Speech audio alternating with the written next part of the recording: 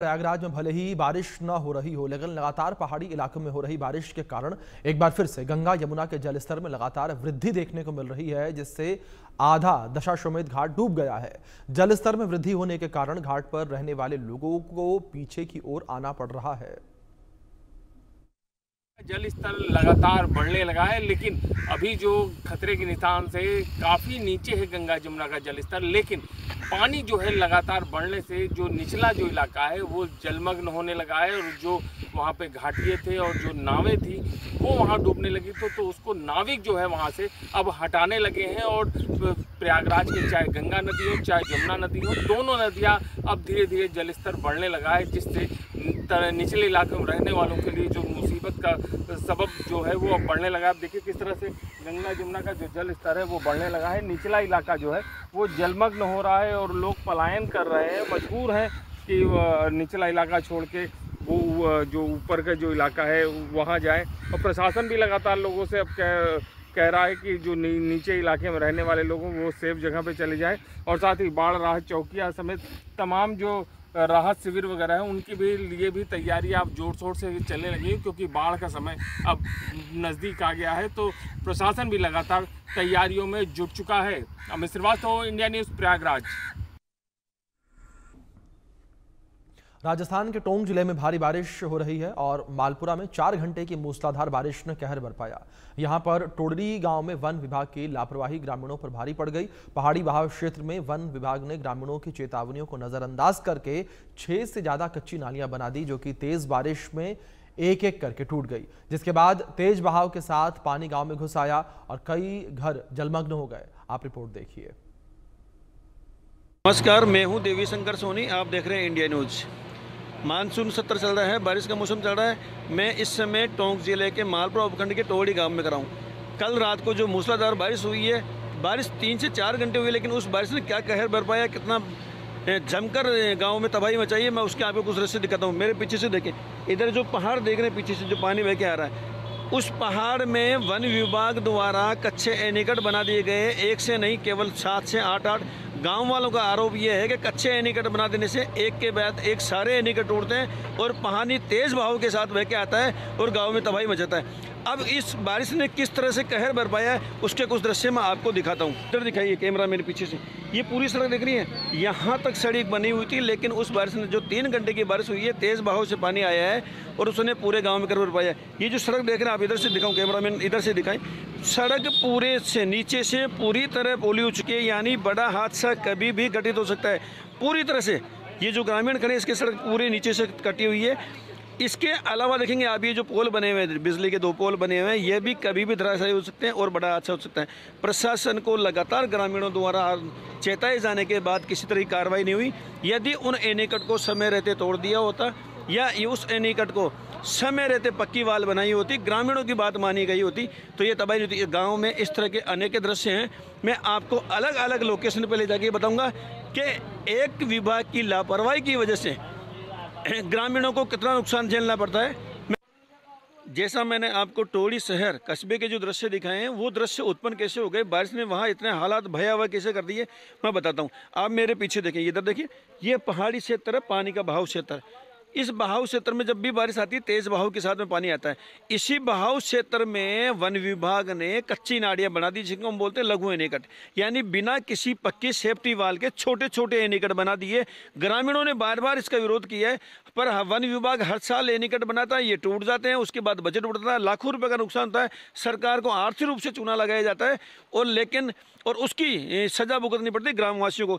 अब देखिए, दोनों तरफ आप देख रहे हैं, एक इधर साइड में एक उधर साइड में, दोनों तरफ एनीकट थे, छोटे छोटे एनीकट थे, उनमें पानी बढ़ता है, तेज बहाव के साथ पानी आता है, टूट जाता और तबाही गाँव में मचती है। अब एक और दृश्य दिखाता हूँ नुकसान का, मैं आपको बताता हूँ। इधर दिखाएं, यह है सरकार द्वारा बनाया गया एक भैरू उद्यान है, जिसमें 1500 पौधे यानी 1500 पेड़, जीवित पेड़ है और महंगी अच्छी क्वालिटी वाले श्रेणी के जो हैं वो पेड़ है। यहाँ जो पेड़ को संरक्षित करते हैं वो उन दंपति का कहना है कि हमने कई बार वन विभाग को चेताया कि आप इधर जो एनीकट बनाते हैं वो नहीं बनाए। गत वर्ष भी सन 2024 में भी इस एनीकट के टूटने से उद्यान को काफ़ी नुकसान पहुंचा था। वहाँ तेज बहाव में पानी आया था और यहाँ के जीवित पेड़ बह गए थे। कुछ दिन पहले ही यहाँ जो दंपति रखवाली करते हैं, उन्होंने प्रशासन को कहा था कि यहाँ जो एनीकट बने हैं वन विभाग को आप कहें और उनका पानी के निकासी की दूसरी व्यवस्था करवाएं, नहीं तो इसको उद्यान को नुकसान पहुँचेगा। लेकिन वन विभाग के कान पर जू नहीं रहेगी और उसका परिणाम क्या है आप देखिए। मतलब पानी का तेज बहाव आया और इसके उद्यान के बीच में से निकलता हुआ गया है और पेड़, इस तरह के जो जीवित पेड़ थे वो दरअसल एक तरफ सरकार कहती है कि पर्यावरण बचाएं, पेड़ लगाएं। यहाँ के जलदायी मंत्री खुद भी कह चुके हैं कि हर ग्राम में 300 पेड़ लगाए जाएंगे, हर ग्राम में। लेकिन ये जो पेड़ लगे हुए हैं उनकी सुरक्षा नहीं की जा रही है। मैं आपको दिखाऊंगा इस उद्यान की जो बाउंड्री है, तत्कालीन जिला कलेक्टर ने ये उद्यान बना था 2010-11 के अंदर। 10 से 15 लाख रुपए खर्च करके इसमें पेड़ लगाए गए। 5 लाख रुपए कलेक्टर ने अनुमोदित किए, तत्कालीन कलेक्टर ने, इसके बाउंड्री वाल बनाई गई। लेकिन वन विभाग की लापरवाही से वो बाउंड्री भी पानी में बह गई। एक और उदाहरण दिखाता हूँ आपको, सरकार को किस तरह नुकसान पहुँचाया जाता है। 10 लाख करके सरकार ने 10 लाख रुपए खर्च करके ग्रामीण वासियों कहने के लिए ग्रामीणों ने यहाँ सरकार ने ग्राम पंचायत द्वारा 10 लाख की पुलिया बनाई गई थी। पुलिया किस तरह क्यों बनाई गई थी कि इधर एक प्रसिद्ध यहाँ मंदिर है बेरोज का, इधर दिखाएं पीछे। इस मंदिर पर पहुँचने के लिए ग्रामवासियों के पास में केवल एक ही रास्ता था, ये रास्ता। तो 10 लाख रुपए खर्च करके वन विभाग की लापरवाही से फिर वो एनीकट टूटे हैं, बहाव आया और कल रात तेज जो बारिश हुई है उसकी वजह से ये पुल धराशायी हो गया है और 10 लाख रुपए पानी में के साथ ही बह गए हैं। अब मैं आपको उन व्यक्तियों से बात कराता हूं जो इसके प्रत्यक्षदर्शी हैं। भाई साहब बताएं, आप इस बेरू उद्यान को कितने साल से देख रहे हैं? मैं मोहनलाल शर्मा वृक्ष मित्र के उससे उपाधि से सम्मानित हूँ कलेक्टर साहब के द्वारा। 2010-11 से मैं इस उद्यान को अपने बच्चे की तरह पालता आया हूँ। ये पहले 5 साल तक झाड़ियों पे था। तत्कालीन कलेक्टर द्वारा इसका निरीक्षण करने बाद में ये बाउंड्री वाल करवाई गई। इसमें मैंने कीमती पौधे 1500 के लमसम पौधे लगाए हैं। लेकिन हर वर्ष वन विभाग को हाथाजोड़ी करने के बाद भी नहीं मानते हैं और जानबूझ करके मेरे इस उद्यान को नष्ट करने के कगार के लिए ये कर्मचारी खड़े हुए हैं। ये कहते हैं कि हमारी वन विभाग की भूमि है, हम जैसे जो करें। लेकिन इनकी लापरवाही के कारण मेरे ऊपर एनीकट बना दिए गए। 11 उससे रात को पहले गत वर्ष 24 में टूट गए, जिसमें आज भी खड्डे पड़े हुए हैं अंदर। अभी रात्रि को कल मैंने सुबह एक्शन साहब आए थे टोंक से, उनसे निवेदन किया था। उन्होंने पंचायत प्रशासन को अवगत करवाया था, वन विभाग कर्मचारियों को अवगत करवाया था इस पानी की निकासी कीजिए। लेकिन उसकी जू तक नहीं रहेंगी। कर्मचारी कल तक शाम तक भी कर्मचारी यहाँ पानी रोकने के लिए नहीं आया कोई भी।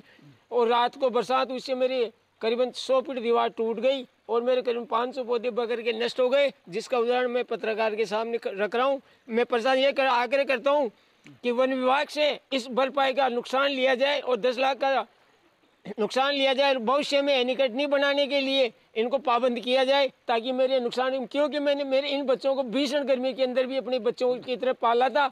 आज मैं इनको देख देख कर आंखों में मेरे आंसू आ रहे हैं कि मैं इनको कैसे उठाऊंगा, कैसे पालूंगा। मैं प्रशासन से आग्रह करता हूं कि तुरंत व्यवस्था करवा के बाकी बच्चे हुए कटाव को रुकवाया जाए। इनका सीधा कहना यह है कि मुझे सरकार किसी तरह की कोई सुविधा शुल्क नहीं देती है, मैं सरकार से किसी तरह का पौधा नहीं लेता हूँ। मैं ये केवल पर्यावरण प्रेमी है और अपने खुद के निजी शुल्क पर यहाँ सेवा करते हैं और इस उद्यान की देखभाल करते हैं। बार बार प्रशासन को चेताने के बावजूद वन विभाग को सूचित करने के बावजूद, वरिष्ठ अधिकारियों कहने के बावजूद भी उन्होंने इस एनीकट के पानी की निकासी की व्यवस्था नहीं करी। उसका परिणाम आप देख रहे हैं कि उद्यान यहाँ से तहस नहस हो गया है। और केवल वही नहीं है, मैं बार बार आपको कह रहा हूँ, यदि वन विभाग ने समय रहते उन कच्चे एनीकटों की सेफ्टी वाल बनाई होती या फिर कच्चे एनीकटों में से पानी की व्यवस्था की होती तो आज ये तबाही का मंजर देखने को नहीं मिलता। देखिए, मानसून सत्र अभी शुरू हुआ है, अभी कम से कम 2 महीने मानसून भारी बारिश होने वाली है। लेकिन अगर इसी तरह ये बारिश होती रही तो ग्रामीणों का आर्थिक नुकसान वो तय है और बड़ा हादसा भी हो सकता है। मैं देवी शंकर सोनी, कैमरा पर्सन स्नेहा सोनी के साथ में तोड़ी से।